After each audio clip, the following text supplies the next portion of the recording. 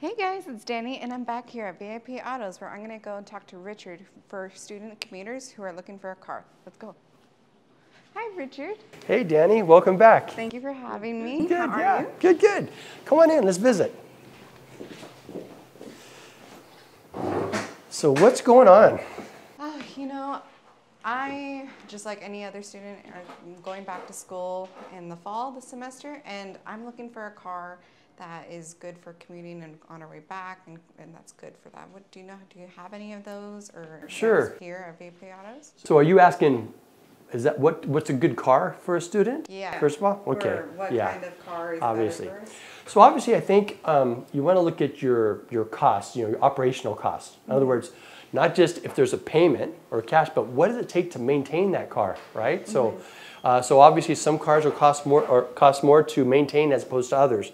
So with that, if usually with a student, budget is an important thing, right? Yes. Cost, right. Because after you graduate, you're making the big bucks, then get that bigger, expensive car, right? Yeah, exactly. Right. Because I know I don't have the money, and I'm sure many of our viewers do not either with that, because it's hard for us students.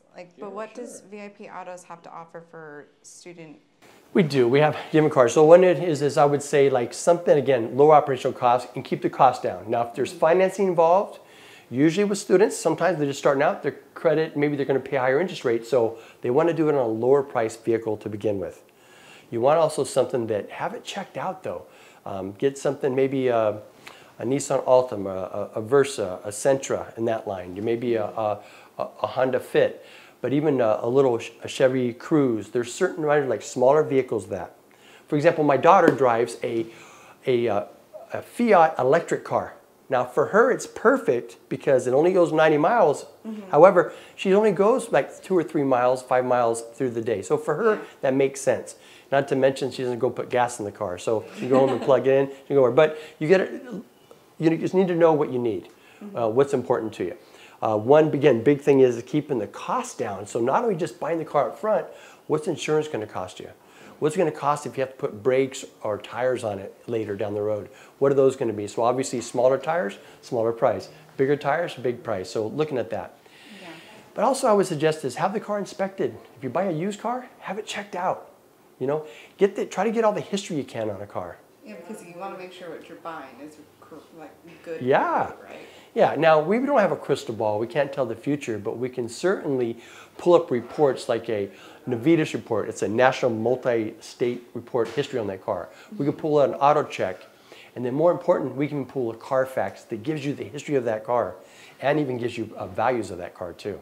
So what is Carfax initially? Like, what does it do? Well, the Carfax, in fact, the mascot is a fox, the car fox. You see there? Okay, so the Carfax is the history of the car. It'll tell you if that car's been in an accident before, even the type of accident, whether it's minor, fender bender to major. It'll tell you if it had any structural damage. It'll tell you if the miles are true and correct.